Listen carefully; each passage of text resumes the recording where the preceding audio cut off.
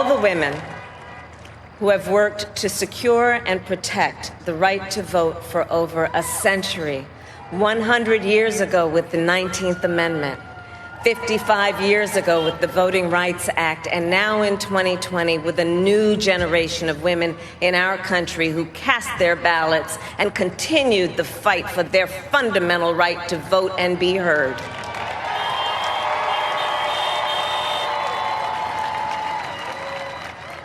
Tonight, I reflect on their struggle, their determination, and the strength of their vision to see what can be unburdened by what has been. And I stand on their shoulders. And what a testament it is to Joe's character that he had the audacity to break one of the most substantial barriers that exists in our country and select a woman as his vice president.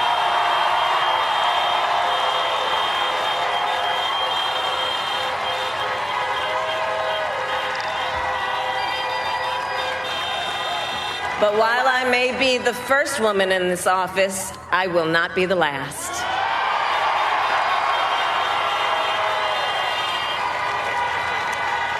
Because every little girl watching tonight sees that this is a country of possibilities. And to the children of our country, regardless of your gender, our country has sent you a clear message. Dream with ambition, lead with conviction, and see yourselves in a way that others may not, simply because they've never seen it before. But know that we will applaud you every step of the way.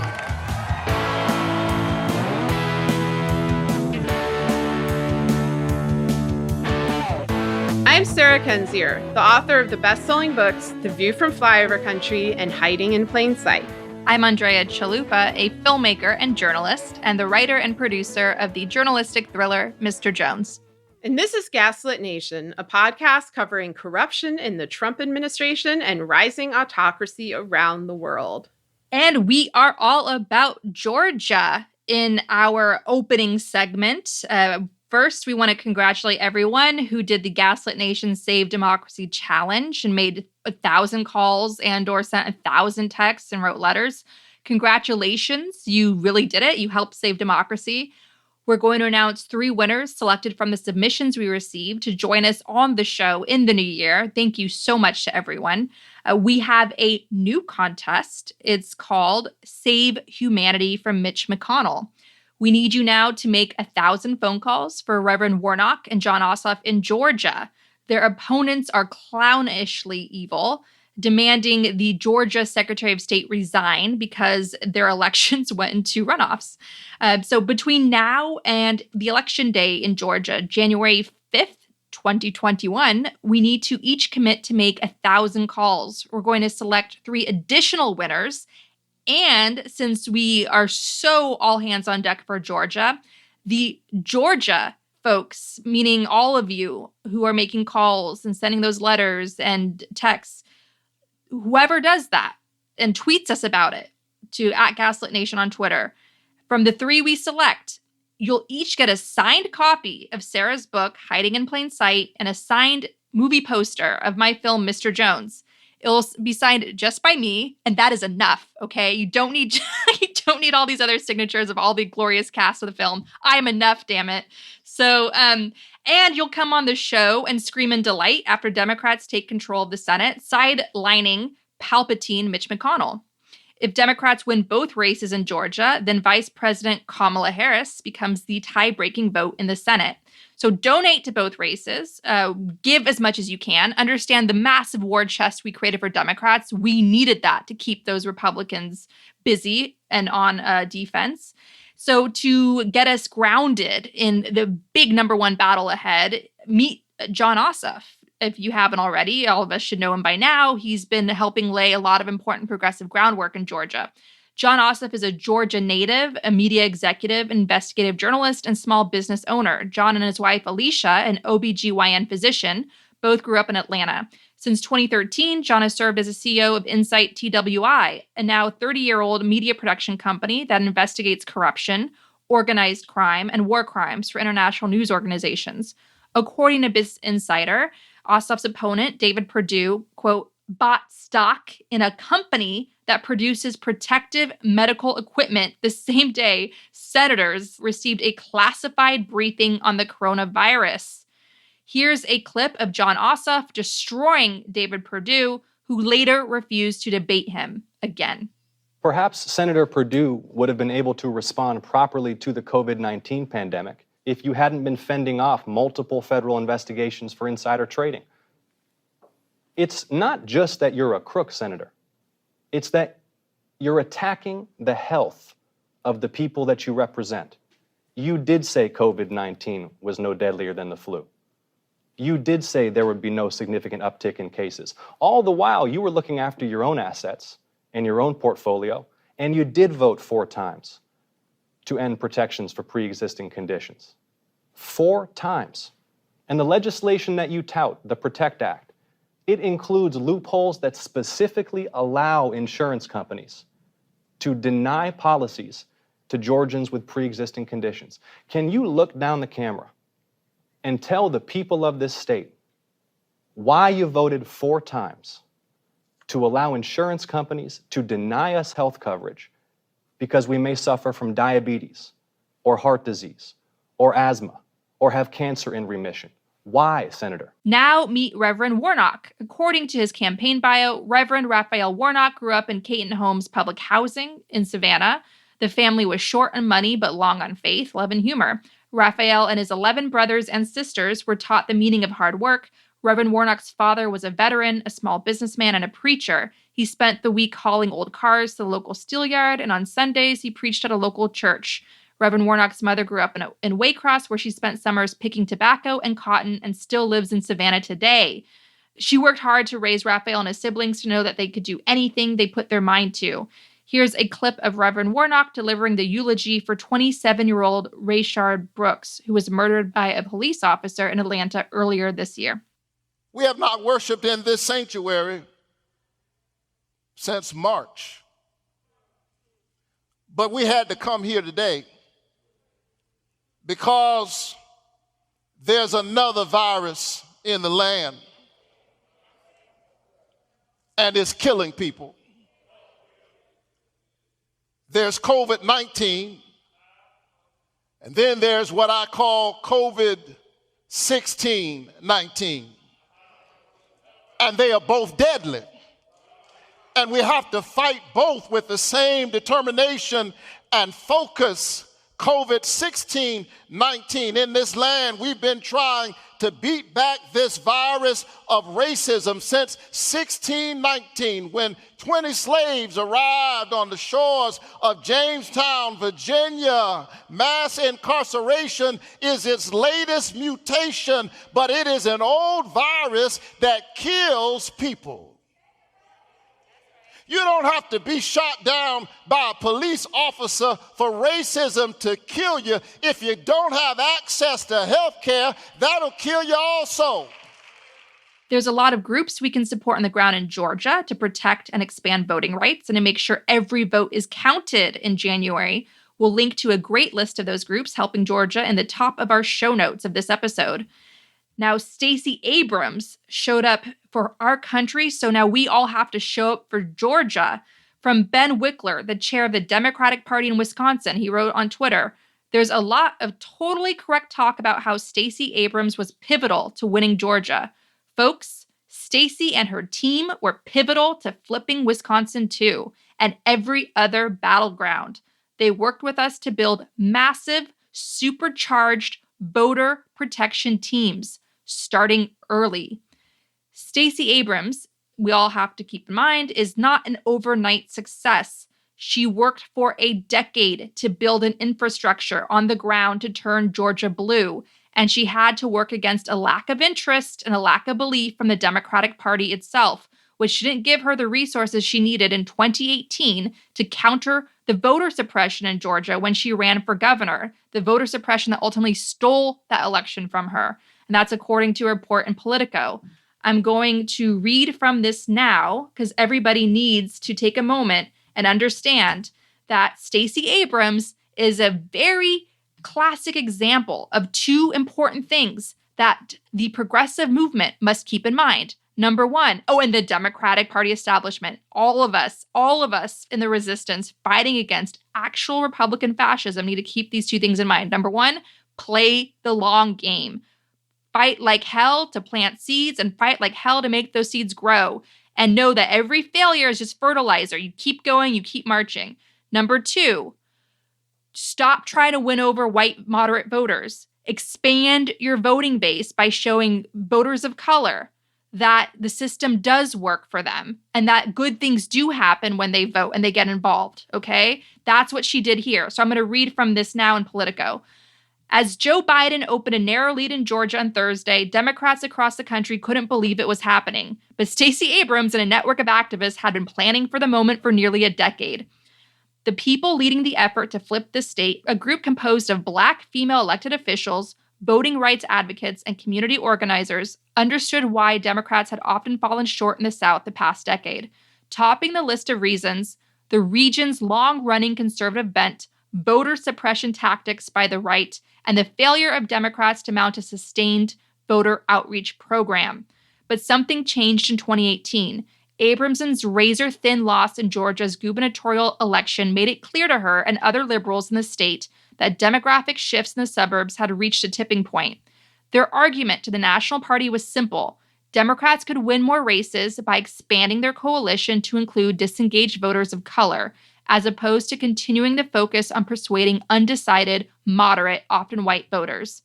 Abrams had come close with this strategy. Her campaign and its allies registered more than 200,000 new voters in the run-up to the 2018 election. When Fair Fight and the New Georgia Project, two organizations founded by Abrams, tried again this year, they quadrupled their gains, registering more than 800,000 new voters. This vast new coalition of first-time voters, many young and of color, put Joe Biden over the top in the state by more than 10,000 votes as of early Sunday. The expected win in Georgia would bring his electoral college total to over 300,000 votes. Abrams' strategy of expanding an existing coalition has not only proven successful in Georgia, but potentially offered a blueprint for how Democrats can win elections in other red states drifting left. It's a defining storyline of the 2020 election, and in all likelihood, many cycles to come. The Stacey Abrams movement wasn't a Stacey Abrams movement. This wasn't about her and building her name. It was a democracy movement. She focused on strengthening democracy, fighting voter suppression, demanding accountability, because she took voter suppression to court in Georgia, and securing the vote. That's what she did, and though her race for governor was stolen from her, she turned Georgia blue. It took a decade, but she turned Georgia blue. Imagine where we can be a decade from now if we keep organizing and showing up for each other and demanding accountability like Stacey Abrams has been doing for the past decade. This episode of Gaslit Nation is sponsored by Best Fiends, a puzzle game you can play on your phone.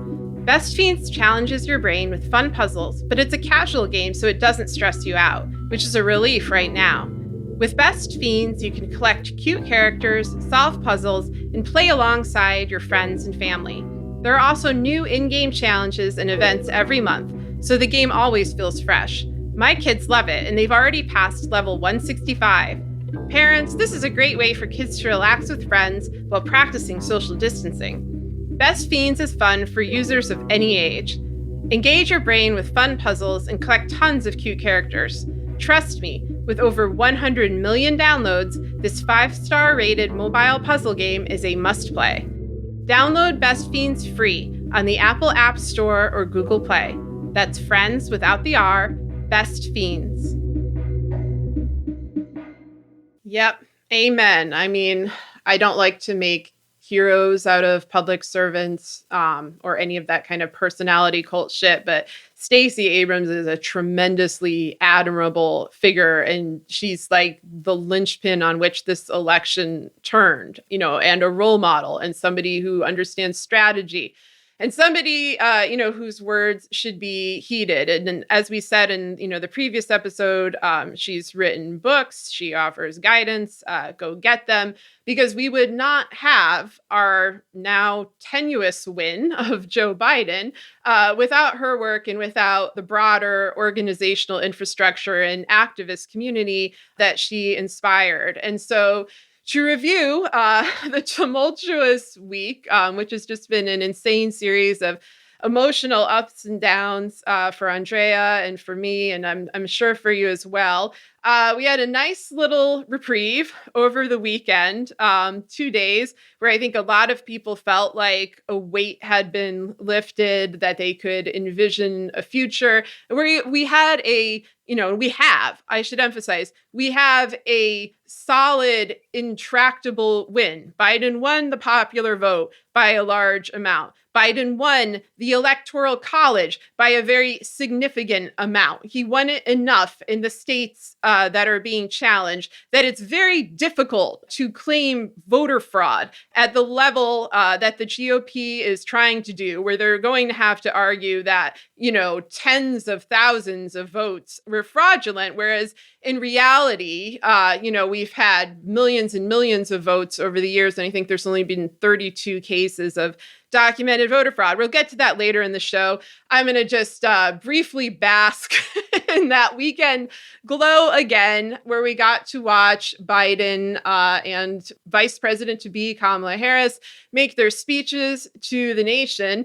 I watched this speech with my two children. The oldest is 13 and my youngest is 9, meaning that they were 9 and 5 when Trump came into office. And I realized that this was the first time my children have ever watched a live speech from a president that was not full of lies, racist insults, or incitement of violence against fellow Americans. They haven't had this experience. My oldest remembers Obama somewhat, but my youngest, he was born into the world of Trump.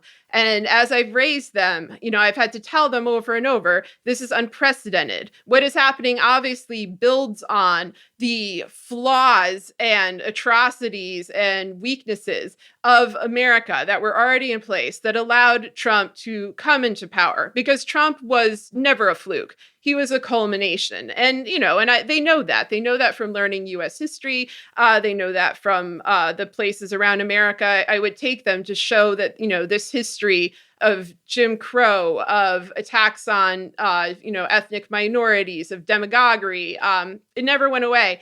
But it was such a profound relief to see this speech and know that I didn't have to cover their ears, or I didn't have to issue a factual correction every couple of seconds, and that they wouldn't leave disgusted and, and afraid and worried about their friends who aren't white and worried about whether we're going to have a country. They could just sit there and they could just enjoy this speech by a man who wants to serve America, by a man who we never need to question where his loyalty lies, who values our sovereignty, values our national security, needs to be pushed in a more progressive direction on some things, but seems willing to be pushed in that way, and certainly needs to be pushed towards accountability. And that's something that we're going to be relentless about. It was a good moment. And I want people to remember that night, the night that followed a day of celebrations that so many people who have lived in occupied countries or who have lived in countries that were at war and witnessed that war ending,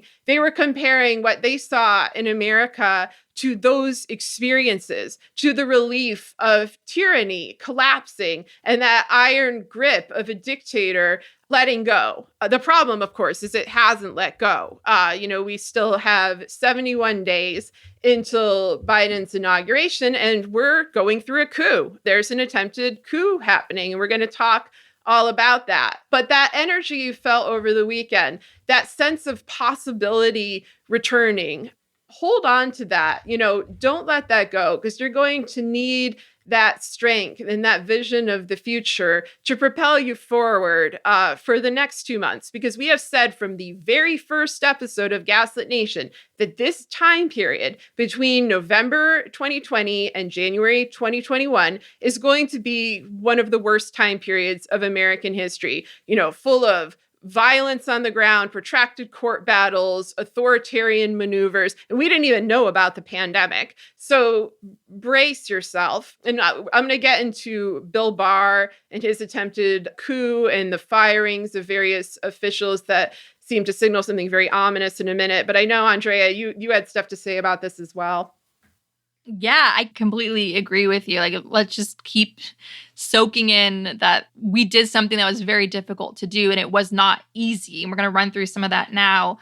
And I want to say, like, I could not get enough of the dancing in the streets videos. Like, every time I watched one, like 50 more would appear. They're just endless stream of these dancing in the streets. So I want to also like point out Philadelphia. That was just amazing. You talk about like Philadelphia. Thank you so much. Like, thank you to Gritty. It takes orange to defeat orange. And so that was really, really gratifying to celebrate with everyone across the country. And yeah. And I want to say, talking about white supremacy and how that is Trump and that is the Republican Party and that is the Electoral College and that is all of these white male pundits on Twitter mocking the rest of us for wanting fairness and equality. I just want to just stay grounded. Today, Philly is dancing in the streets, but keep in mind, Philadelphia, which saved the day in Pennsylvania. I'm going to read now from Vox, like the reality of white supremacy, and ask yourself, as you hear this, keep in mind right now that the number one domestic terrorism threat in America is white supremacy. It's white supremacy terrorism. And listen to this and keep that in mind. So from Vox, on the evening of May 13th, 1985, long-standing tensions between MOVE, a Black liberation group, and the Philadelphia Police Department erupted horrifically. That night, the city of Philadelphia dropped a satchel bomb, a demolition device typically used in combat, laced with Tovix and C-4 explosives on the MOVE organization, who are living in a West Philadelphia row home known to be occupied by men, women, and children. It went up in unextinguished flames. 11 people were killed, including 5 children, and the founder of the organization. 61 homes were destroyed, and more than 250 citizens were left homeless. And if you want to know what Sarah and I will go back to doing once Trump is no longer in office, we're going to go back to doing what we did before, which is researching and writing about authoritarianism. And the only difference is that from our experience writing about this stuff in post-Soviet states, we see it here in America's own history, and even in its recent history, where white supremacy, scapegoating others, this idea of natural God-given superiority of one group of people over others, that is a well-used tool of authoritarianism, how it works. We have it here. And that is why you have a university in Europe doing a big old research report saying how for the last 20 years or so, the Republican Party has been acting like any authoritarian party you'd see in Turkey or Orban's Hungary, where they're fanning the flames of violence and oppression towards the opposition. So we still have our work cut out for us, and understand that we need to pull out from the root and confront and ungaslight all the factors, all of the social diseases that got us Trump in the first place. They're still alive and well, and they're going to be coming back at us with a backlash in 2022, in 2024, and beyond. So yes, celebrate, take a breath, but let's roll up our sleeves and stay in the fight, because people's lives are literally on the line. Civilization remains literally on the line. We're going to be going over that in this episode and all future episodes. But I want to just remind everybody, this is what it took to finally win an election with historic levels of voter suppression, just blatant in-your-face voter suppression across the board, where they were throwing everything they could at it. And that's what we saw. Imagine what we didn't see. Imagine what was going on behind the scenes. And that includes, of course, election hacking. And we know very well how vulnerable our systems are. So this is a very difficult election to analyze because of the massive voter suppression. We don't know what the hell went on with the hacking yet. We may never know. Hopefully we find out. Hopefully that's all exposed. But that we can't write that off as not having played a role this time around, considering it did in 2016. And who knows how, in other elections. And then also you have the pandemic. How many people just could not make phone calls or even bother to vote because they're grappling with the loss of their job, the loss of their house, the loss of a loved one. So this is a very difficult election to read and to try to figure out where do we go from here because of all of these destabilizing factors. But just know that we didn't just defeat Trump in 2020. We have been fighting him ruthlessly as needed all 4 years. Look at all the damage he has done. He would have done so much more if it weren't for us slowing him down, getting in his face every chance we could and slowing him down. And I'm going to make a summary now. This is not an exhaustive summary because there's obviously going to be stuff that's left out because there's just so much that's gone on in the last 4 years. So forgive me if I left some essential groups out, and you can feel free to send us a message about that because we want to make sure that for next time we include them. But here's just from off the top of my head, just a summary of all that we did. So around 3 a.m. on November 9th, 2016, it started with a phone call. Sarah, someone I hardly knew on Twitter, slams into my DMs and asks for my number and then calls me. She said, "This doesn't look right." We stayed on the phone while my sister wrote a memo to send up as high as it could go to the Clinton campaign, to the Democrats, to Republicans. My sister, of course, was the contractor working on ethnic outreach for the DNC in the 2016 election. She did something she normally would not do. She put her memo on Facebook, where it went viral. It essentially reads like a summary of what would become the Mueller report, explaining Putin operative Paul Manafort's dirty tricks and urging for a vote audit. Sarah, myself, and countless others demanded a vote audit, amplifying the warnings and research of our nation's leading computer scientists who tried to warn us our elections could be hacked. That led to the recounts. That led to Jennifer Cohn continuing the fight as a tenacious election security advocate. Then millions of people across the country and around the world joined together for the Women's March, which pundits would later snark at. And many of those women went on to build the big blue wave in 2018, many of them running and winning office for the first time. We had marches. We had so many marches. Tax March, the March for Science, the March for Truth, which I started with complete strangers on Twitter who had never organized a march before. But the other marches, like Women's March and the Tax March, mentored us, and we figured it out. We had Indivisible, turning the Republicans' rabid playbook on itself as chapters of indivisible organizers sprung up across the country, fighting for new laws, new candidates.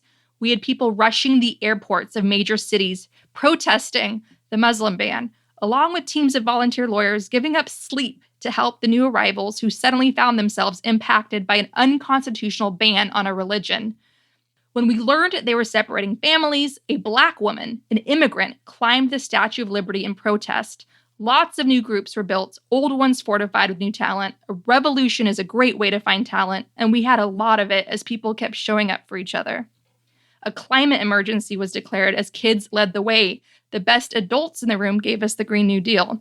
We demanded impeachment and called out those who were supposed to be on our side for dragging their feet on fighting corruption. Handmaids kept appearing and marching. Authoritarian experts amplified each other. We built independent media. Gaslit Nation was born. We had to vote in such large numbers that the election couldn't be stolen. And we did. We had an exhausting, sleepless 4 years, and we transformed ourselves and our country in the process. If anyone ever shrugs off the Trump threat and gives credit to our institutions and our republic, our system of checks and balances, it was the people who sacrificed, who fought, who organized, who led from the bottom up that saved us. Never forget what we've told you on this show since the very beginning. Grassroots power is the only reliable power we have left. Our institutions did not save us. We saved each other. Yes, extremely well said and extremely important to remember, not just for the sake of history, but for how we're going to handle the challenge that we're facing, right now as they attempt to take that power away, because they're keenly aware of the power of the grassroots, of the power of the people. That's why they hate democracy. That's why they're against democracy, because democracy literally translates into the power of the people. And they're going to do everything humanly possible to try to retract this victory. And then later, we're just going to insist that Joe Biden gets in. They're going to do everything possible to come back and do it again, which is why accountability is so, so critical. And so before you went into that history, which I'm very glad you wrote, I'm really glad you also brought up the history of Philadelphia and its white supremacist bombings and these atrocities that are often forgotten against minorities that are fighting for their rights. Because there's this thing happening now as the Republicans try to carry out their coup, where I see white male pundits on Twitter, in papers, do this thing where it's like, imagine you were covering this in another country. And they've done this throughout the whole Trump administration. And it is the most lazy and deceptive narrative tactic. It's a way of denying our own weaknesses, denying what's right in front of us, denying that this is happening in another country. But it's also denying the selective autocracy of the United States, which has always been a part of our history. It is ignoring the very distinctly American flaws that aspiring autocrats like Trump exploit along with their foreign backers. And if you don't understand autocracy in an American context, if you just expect it to follow the same playbook as Hitler or Stalin or, the famous fascists that you can name, you are never going to be able to defeat them. And it's just utter failure of imagination and utter failure to see reality. As Timothy Snyder said on our show, in order to, see what is in front of you, you need to know history, because history expands your imagination. It allows you to envision what is possible and then how to prevent it, how to break the future. That is what we need to do. So, I hope people move away from that tactic and look at what's staring us right in the face, because also, within that is the nature of this grassroots movement that formed, which is powered by young people. It's powered by people who aren't white. It's a very diverse coalition. It is powered often by the most marginalized and oppressed people. That was also true with who actually delivered the votes in these critical states. And so we should never forget that. We should never forget who the Trump administration wants to hurt the most, because it is those vulnerable groups that they've always targeted the most and that will be most hurt if they are actually able to carry out their coup. So I'm now going to discuss Bill Barr. For the last few weeks, So speaking of Bill Barr, who protested NAACP fundraiser when he was younger, like white supremacist Bill Barr, I want to just add, we saw the celebrations, right? That were like, it was like someone described New York City as Victory in Europe Day of World War II, the way people were dancing, like we had overthrown a dictator, because we had. And I want to just point out, like on the news, I watched a mixed race family being interviewed in a park in Atlanta, Georgia, where people were celebrating. Both the mom, who's Black, and the dad, who's white, had tears in their eyes, talking about how hard it was to parent with Trump in power. That came up again and again, how relieved people felt for the safety of their children, for their own physical safety, because the violence was just becoming more emboldened.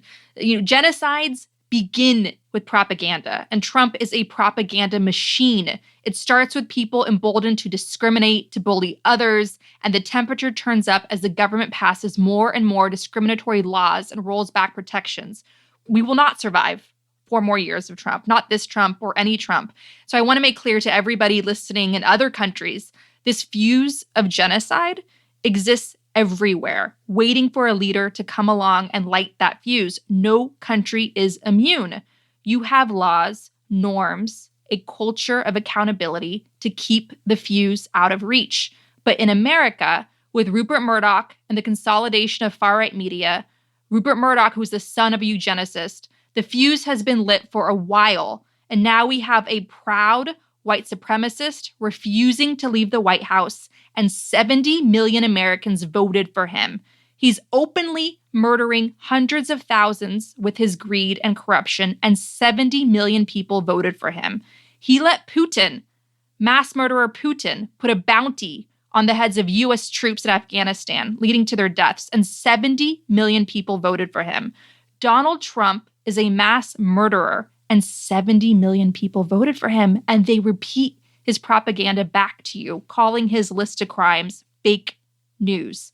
So we have to do everything we can now to be self-reliant and organized to get this fuse of genocide extinguished and out of reach through accountability and norms, and just building a culture of tolerance and fairness for everyone. And fuck Facebook, by the way. Dismantle Facebook. Yes, fuck Facebook is always an excellent way to conclude every paragraph. Now go on with the with the coup weather report. Back to the coup. Yeah, so everything Andrea said, we have been in this danger the entire time. This is one of the reasons that when we saw off-ramps from this situation, we pleaded with our representatives. We demanded that they take them, and those representatives and officials didn't. Mueller refused to indict or even interview key players in this crime cult. Nancy Pelosi had to be dragged to impeach. She kept the impeachment short and narrow in scope, didn't go into any of Trump's crimes, didn't go into his links with a transnational crime syndicate, even though some of those testifying were either alluding to it or even mentioning it. Then after that, wouldn't use the tools of the House at her disposal, inherent contempt, and most of all, would not impeach Bill Barr. It was absolutely critical that the House impeach Bill Barr. Does that mean that Bill Barr would have been removed? No, because Bill Barr is the architect of a coup and he knows how to protect himself. But what it would have done was create a framework for the American public to understand what's going on and to understand the severity of the danger that they are in with Bill Barr as Attorney General. What they got when he was first nominated was this whitewashed version of him from, Ben Wittes and Asha Rangappa, I think her last name is, like all of these quote unquote legal experts who were like, oh, he's great, he's an institutionalist, everything will be fine. They sold that image hard. Those little propagandists went to work on his behalf. And now we are left with him attempting to bring about a coup. And that is not unexpected. As we explained many times,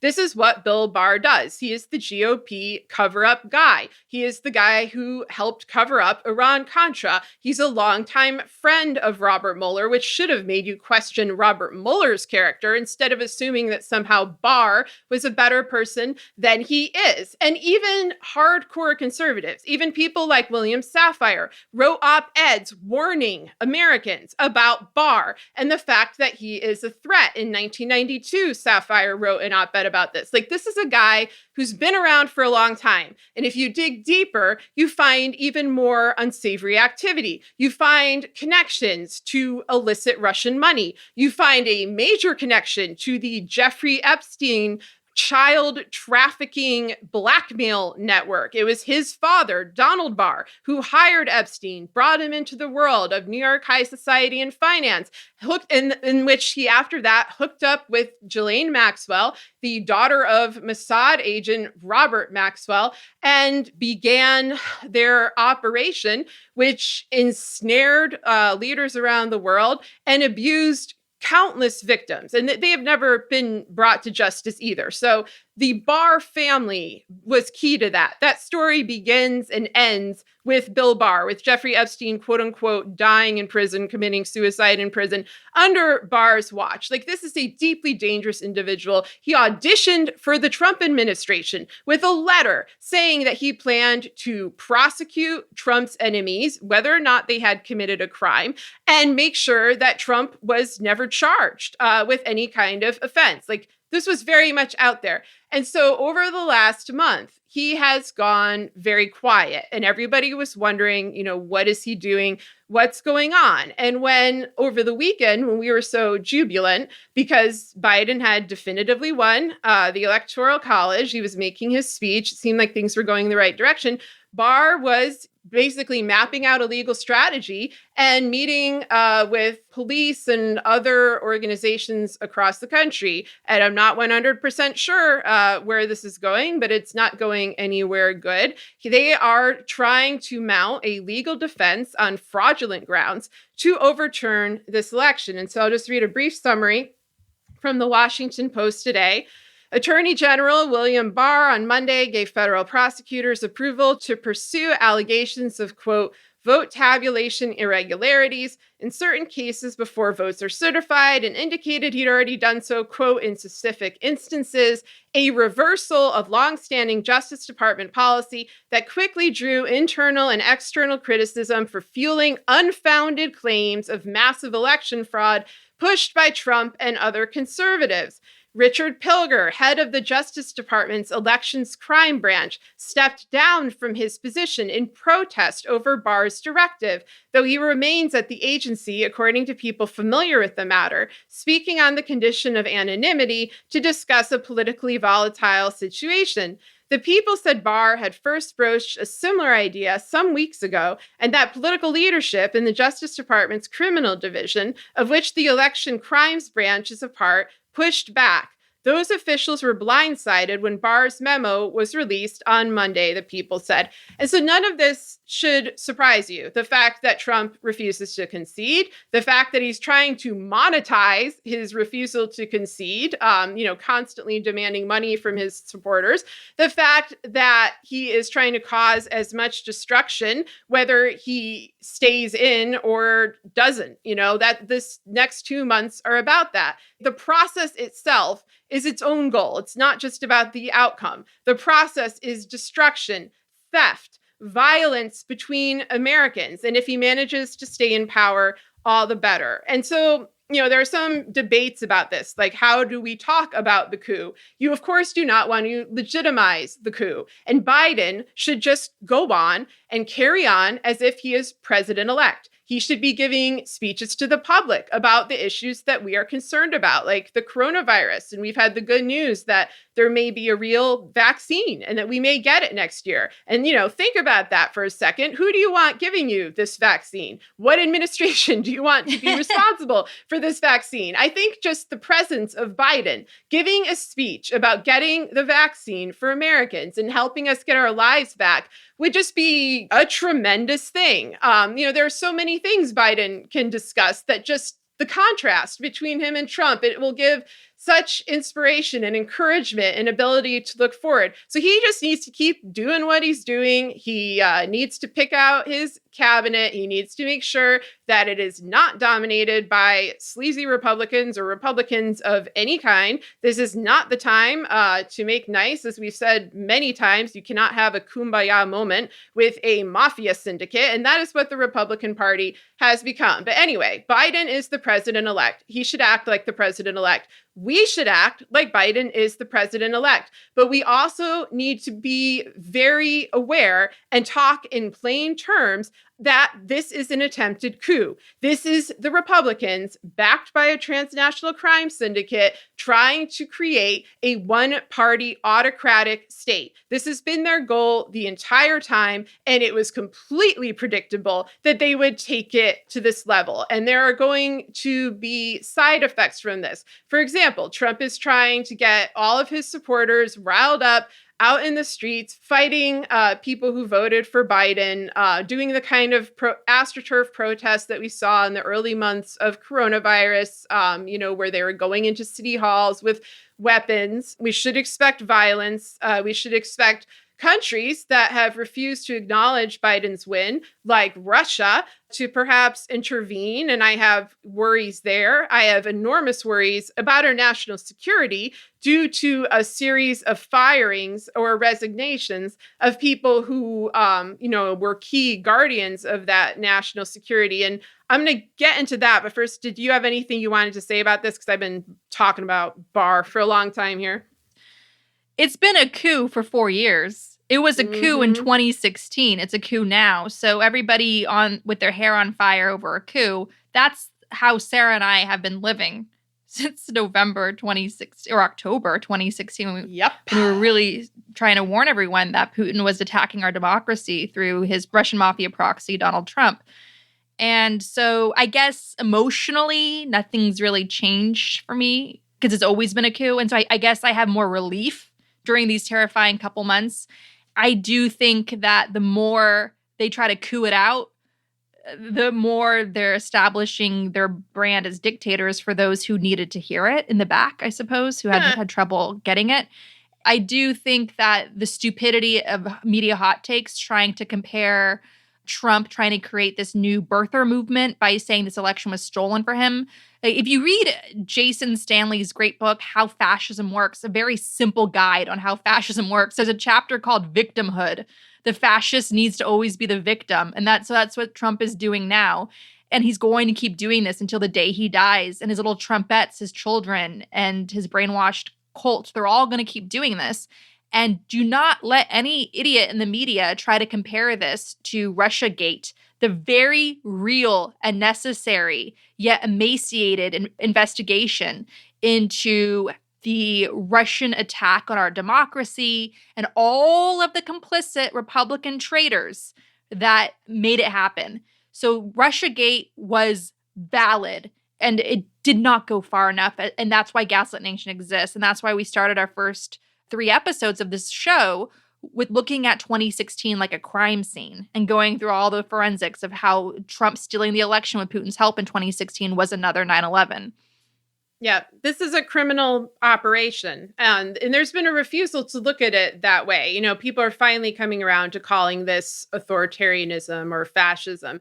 But it was always kleptocracy at heart, and it was always linked to organized crime. There was never regard for law. There was always, an overt attempt to rewrite it. So those breaking the law were no longer breaking it. And there was always a deep need for grassroots, very hard, very broad pushback against it. And thankfully, the American people have not let us down. And so, as we're describing, these dire, scary conditions, I want everyone to just remember that you did it. You voted, you got him in, we've slowed them down. Remember all of those things. And, I was thinking about all the parties, these spontaneous street celebrations that happen over the weekend. Those are as effective as protests in communicating the disgust and the rejection of Trump and his administration. That is the people expressing their will in a way that is rarely covered in the media, where they would always try to seek out like the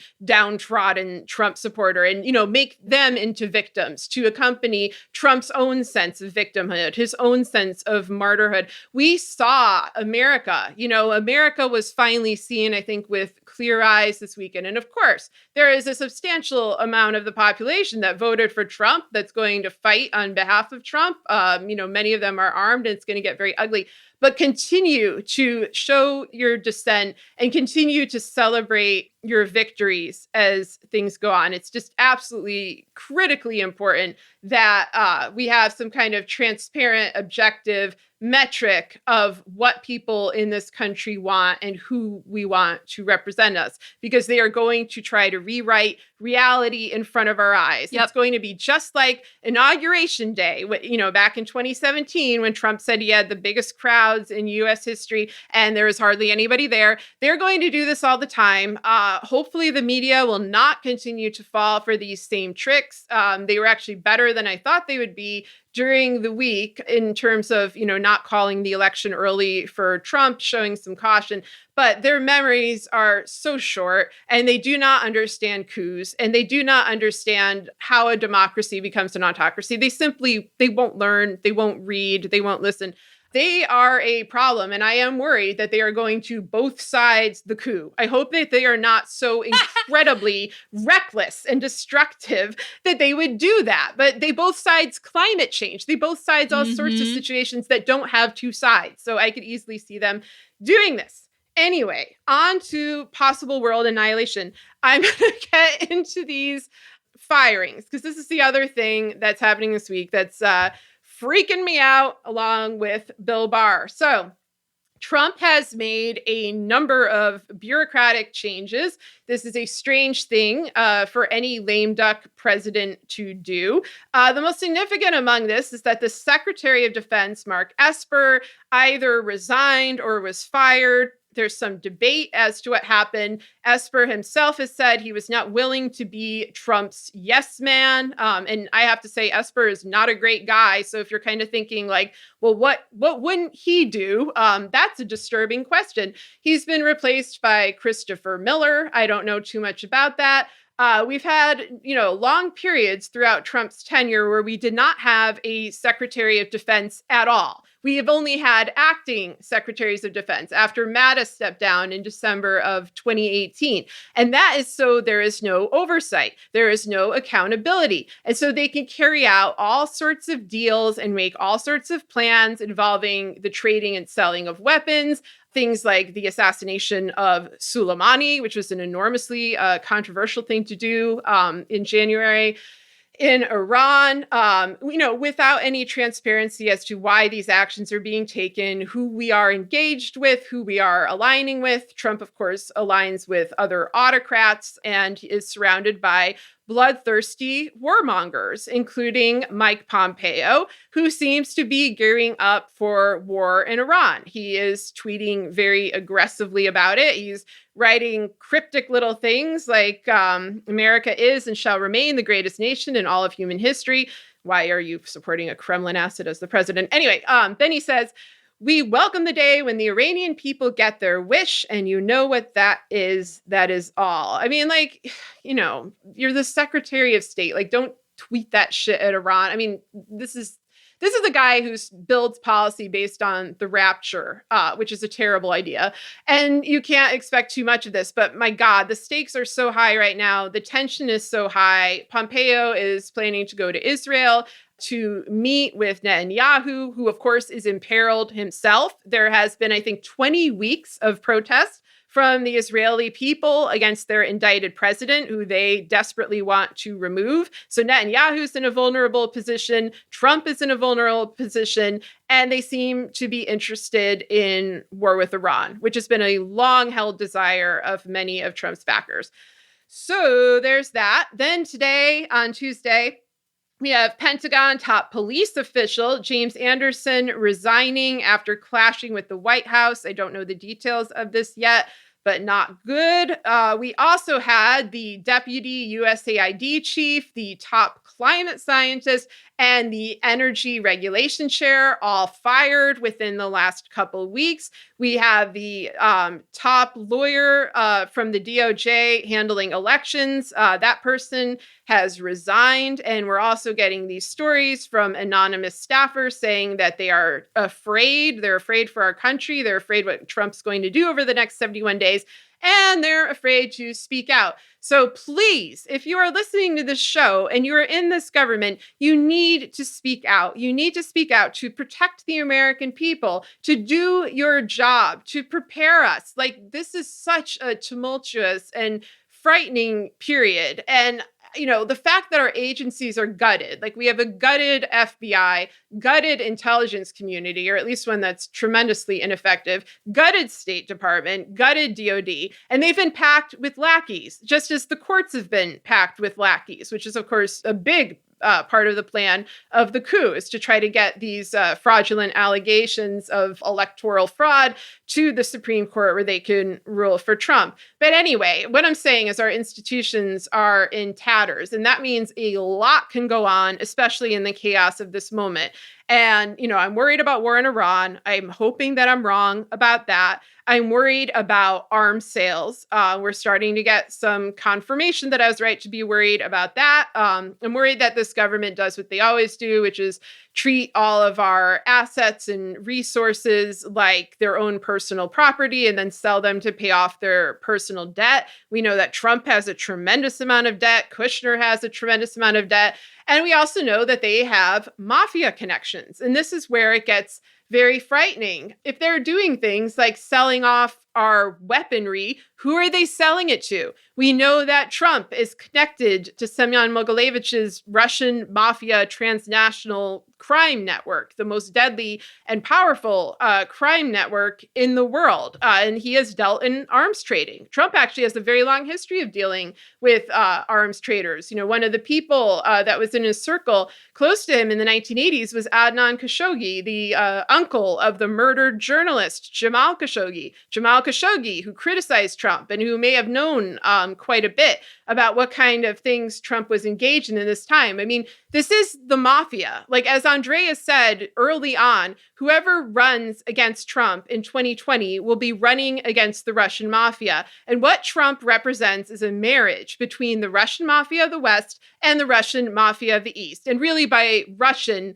it's somewhat misleading because the Kremlin is the key government node within this network. It provides a lot of the fuel and the power, but this is international. These are people, oligarchs, plutocrats, mafiosos from all over the world with a vested interest in destroying the United States, stripping it down, selling it off for parts. Trump doesn't care if this happens. Trump doesn't care if America collapses. He only cares if he personally collapses. And then finally, my last big concern here is what Leah McElrath on Twitter, who has studied psychology, is an expert in these sorts of things, has called annihilatory rage, where Trump, as a narcissistic sociopath, is not going to be able to handle losing this election and is going to lash out in all sorts of violent and frightening ways. And one thing that has just terrified me from the moment he took office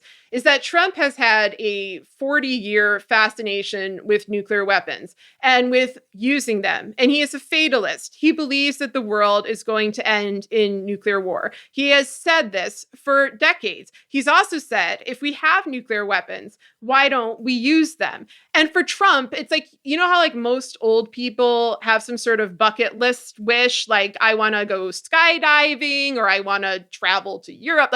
I am worried that Trump's bucket list is like, I want to be the guy who launches a nuke. I want to be the president who does that. I want to be the person who pushes that button. And let me remind you that Trump has unilateral power over launching nukes. A lot of people are in denial about this. I don't know why, because this is just a basic fact of how the chain of command works, how nuclear protocol works, but he can launch a nuclear weapon. Congress can't do anything about it. The DoD can't do anything about it. I guess maybe people could just refuse to follow orders.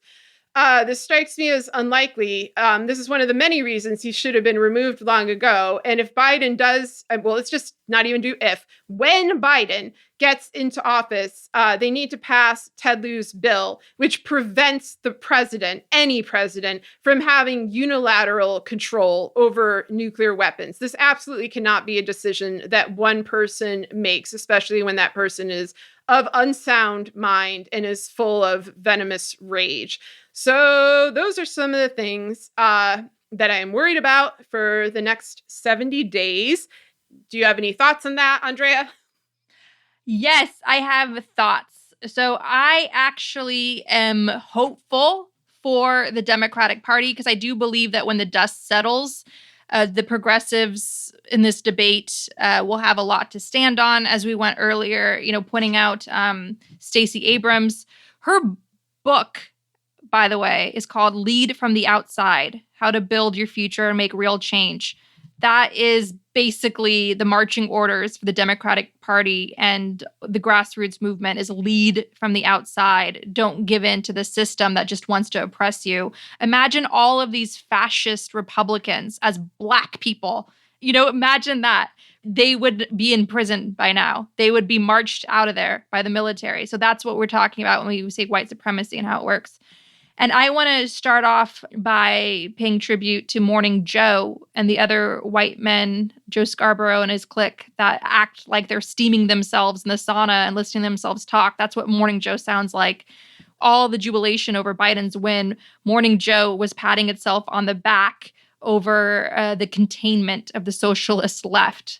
That's how they're acting, saying that our systems of checks and balances has held because Democrats are stuck with Mitch McConnell's Senate that's going to block our nation's progress, and congratulating themselves on being rich, powerful white men.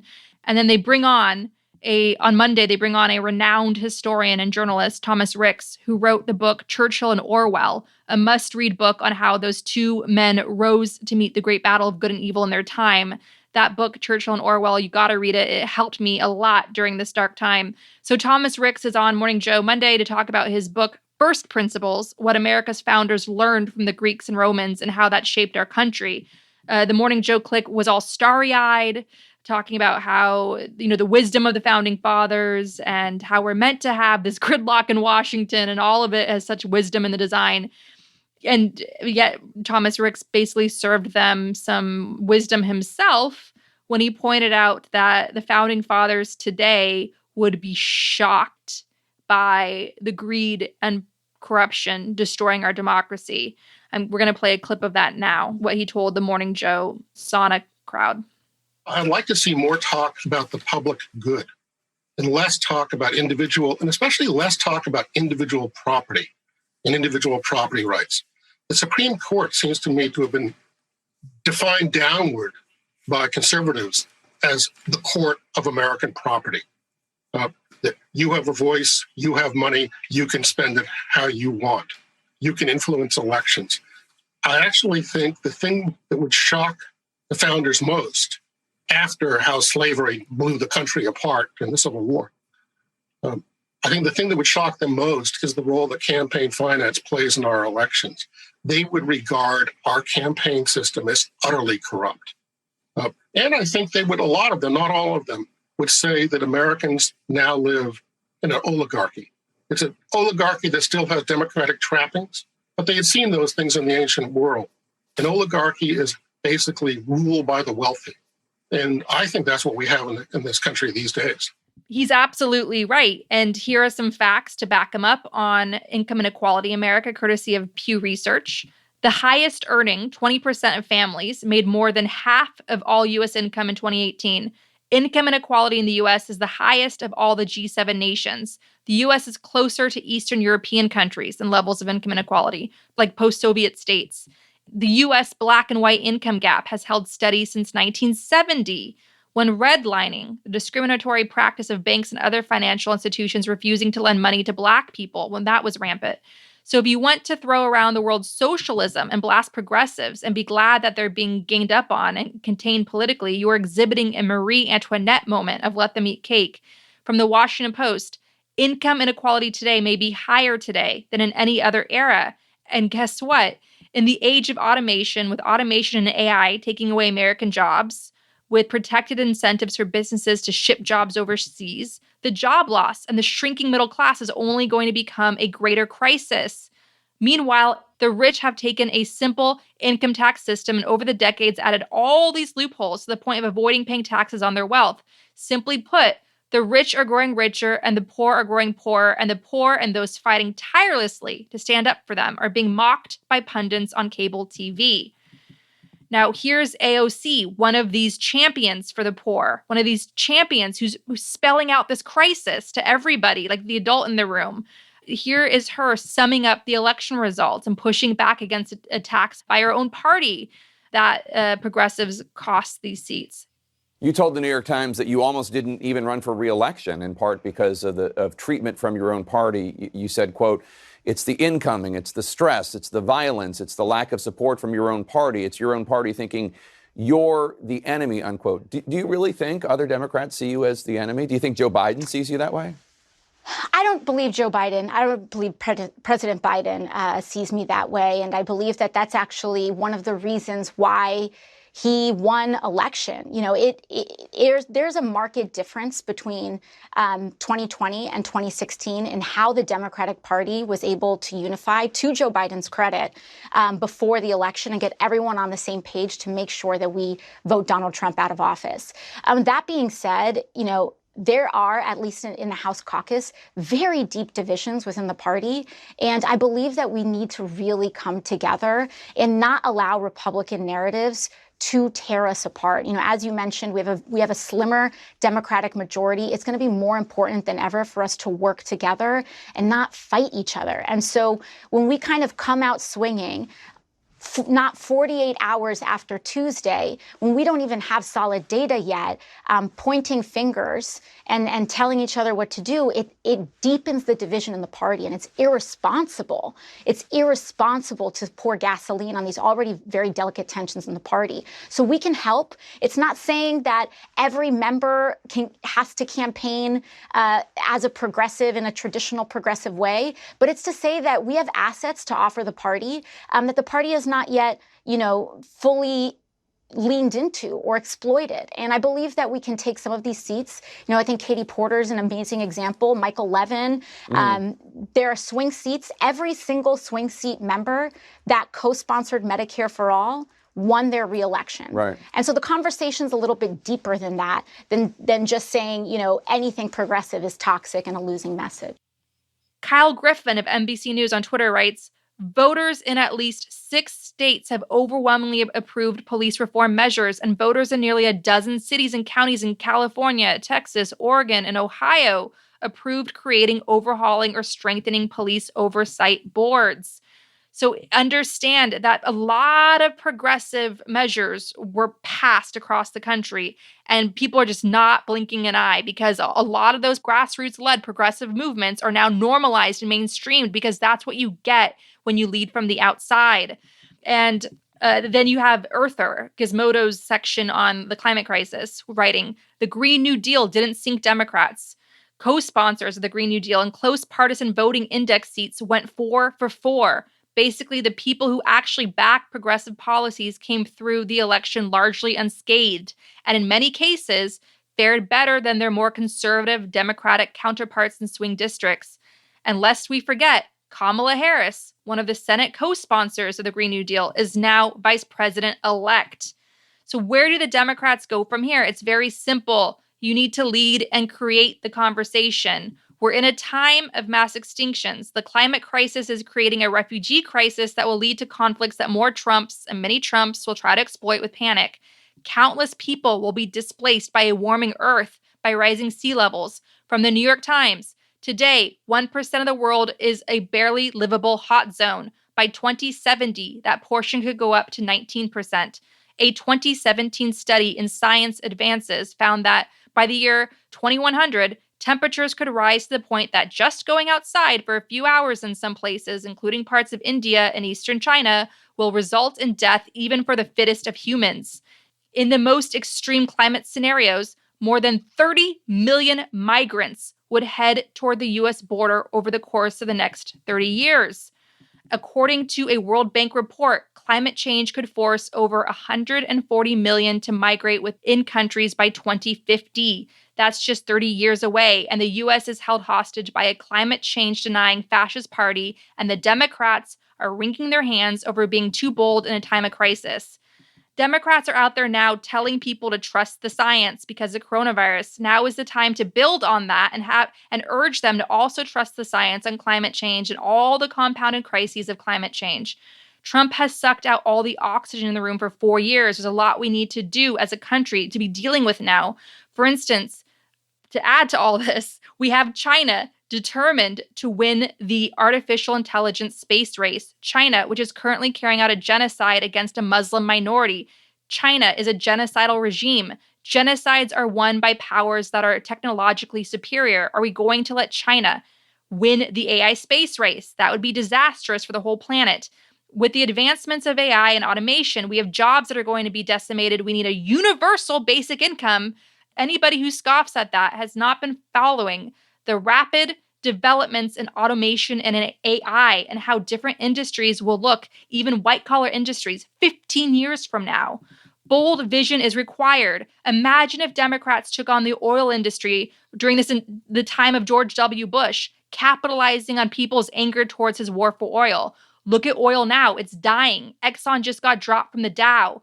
From CBS, Exxon's market value has sunk to $175 billion. The company has been plagued in part by claims that it deliberately concealed the damage that the oil it has long extracted and refined into gasoline was doing to the planet.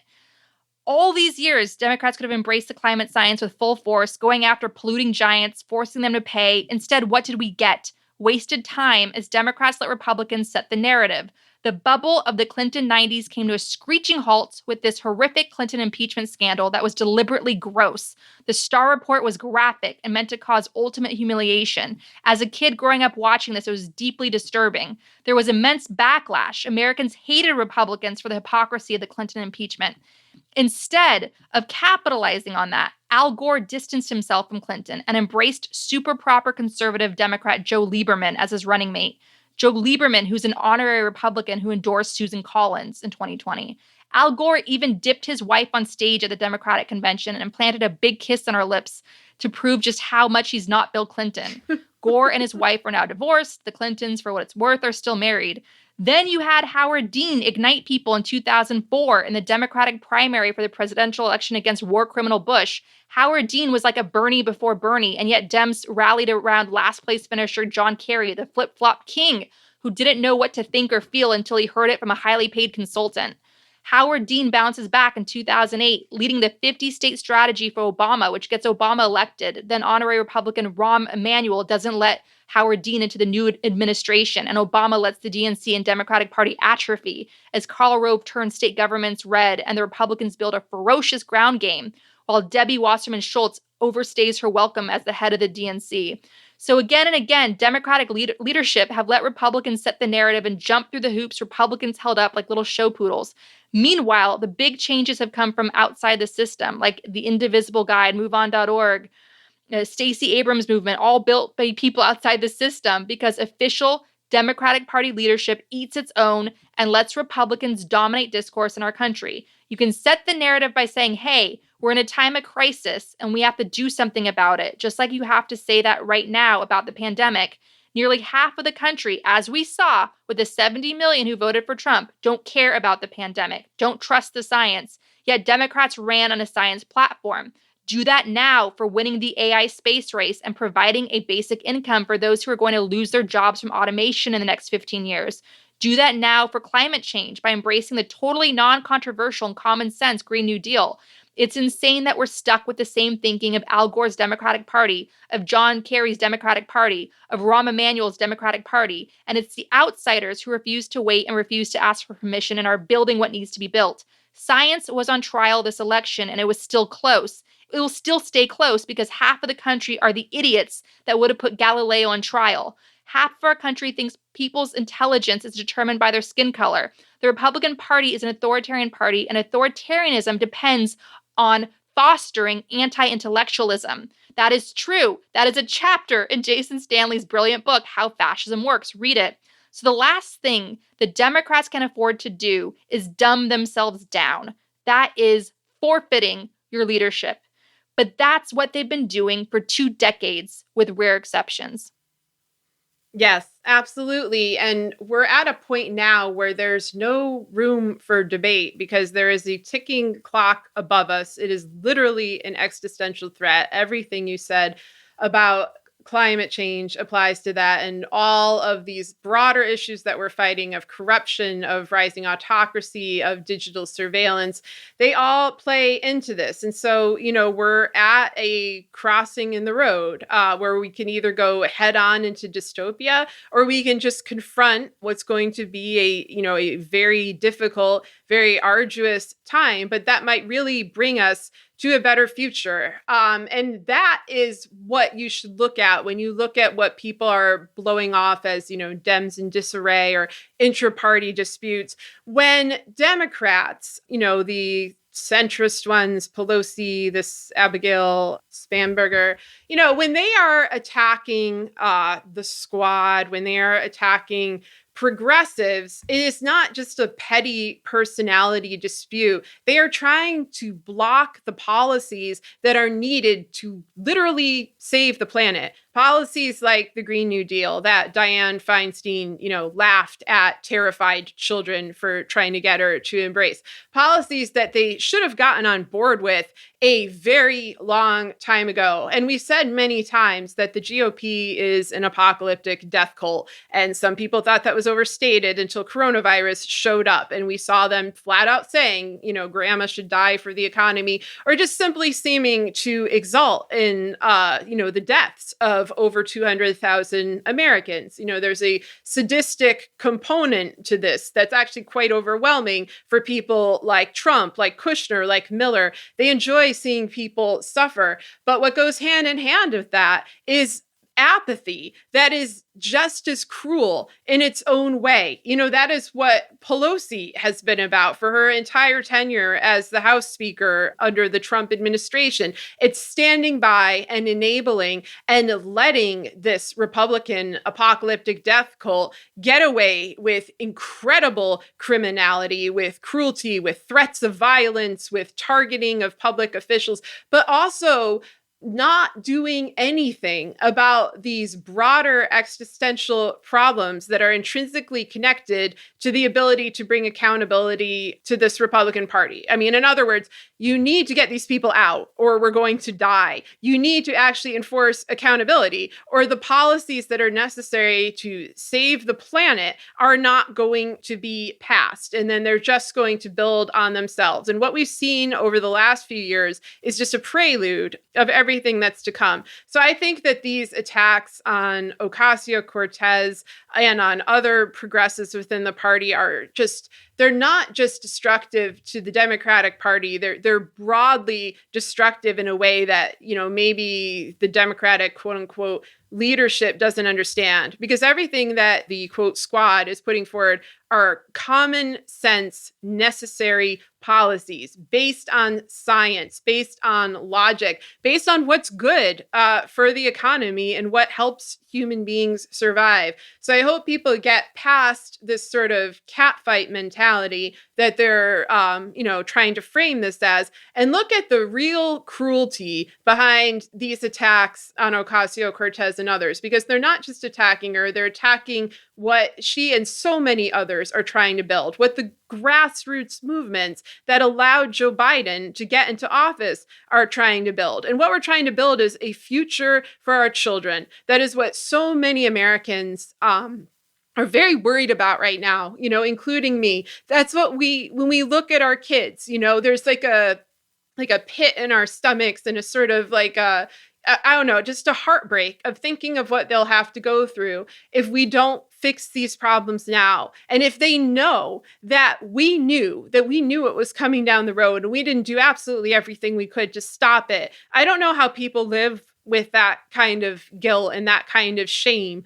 But if you don't feel it already, you're going to. So the time, to get on board and fix these problems is right now.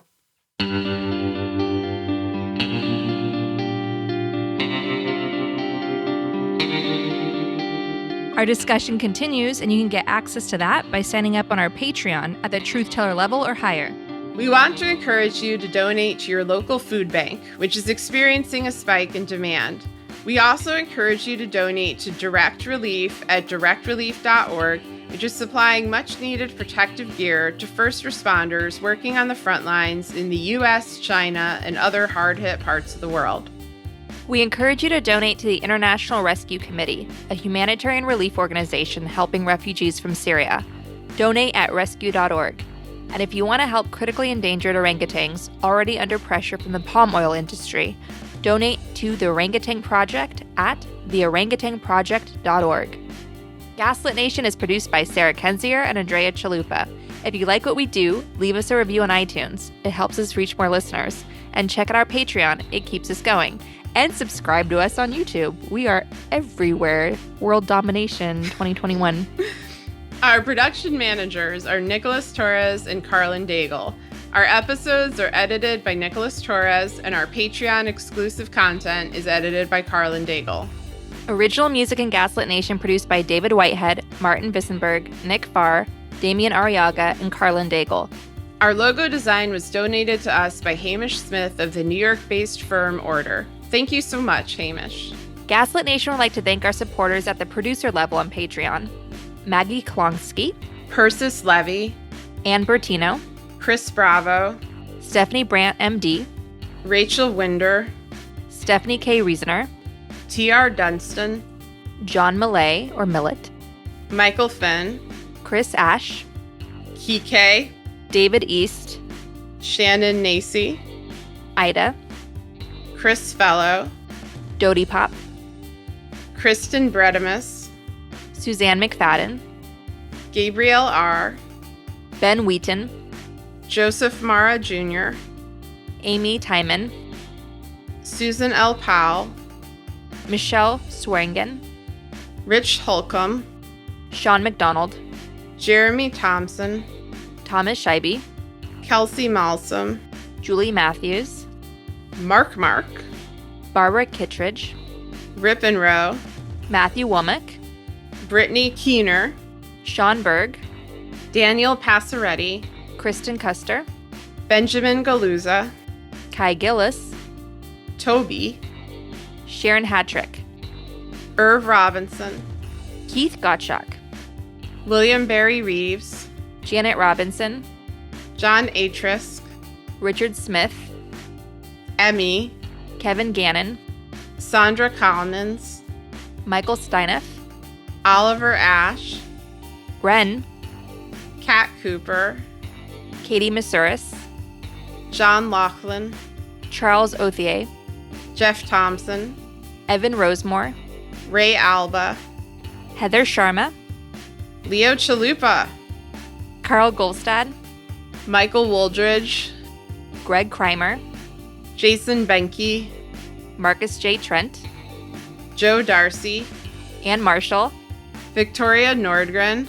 Solomon Hikes, George Hughes, Trigva, Christine Morgan, D.L. Singfield, Matt Perez, Nicole Spear, Kelly Ranson, Brian Juden, Gustav Halsby, Christy Vitale, Adam Levine, Maureen Murphy, Michelle Dash, Jans Alstrup Rasmussen, Zachary Lemon, Dorothy Kamarick, Victoria Olson, Alabama, Jason Rita, Margaret Moe, Rich Craw, Alan Liu, Brian Collins, Lisa LaFlame, Catherine Anderson Carina, Lawrence Graham, Mike Tribico, Diana Gallagher, John Ripley, Ethan Mann, Jennifer Slavic, Rhonda White, P.A. Yitzma, David Porter, Kate Cotton,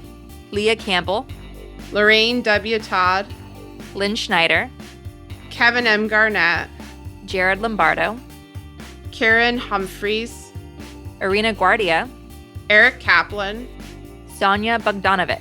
Tanya Chalupa. Thank you all for your support. We could not make this show without you. Thank you.